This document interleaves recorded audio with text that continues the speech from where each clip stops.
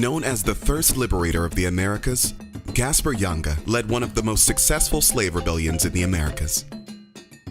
During the 16th century, sugar was the main crop in Veracruz. Yanga was among the many slaves brought over from West Africa and forced into working the Spanish sugar plantations in Mexico. Around 1570, he led a slave revolt and escaped with a group of followers into the mountainous terrain surrounding Veracruz. There, Yanga and his people formed a settlement, which grew to some 550 people and eluded capture for nearly 30 years. This thriving community became a beacon of freedom for other runaway slaves. Yanga and his people survived through agriculture and livestock. They also waged a campaign against Spanish colonial rule, raiding caravans that ran between Veracruz and Mexico City carrying goods, food, and other supplies. Yanga's raids and the ongoing exodus of black and indigenous slaves to his community upset the Spanish plantation owners.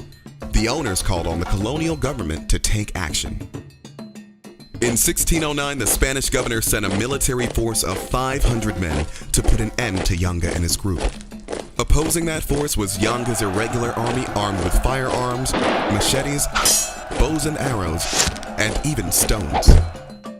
When Yanga learned of the impending attack, he sent one of his Spanish prisoners to negotiate peace terms. The Spanish, however, had no interest in negotiation, and a brutal battle quickly ensued. Both sides suffered heavy casualties, but the Spanish governor was forced to respect Yanga's strength. Yanga and his survivors retreated higher up into the mountains, out of Spanish reach, and again flourished.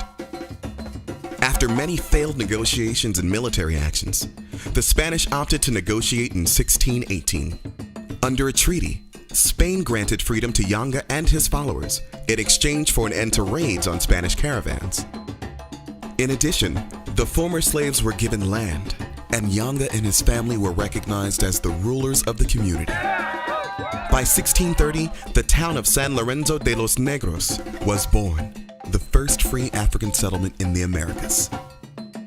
In 1932, the town was renamed Yanga to honor the courageous man who represented hope and liberty to so many enslaved people. Yanga's courage in the face of danger inspires us all to stand up for our beliefs and freedoms, and we are honored to call him a hero of color.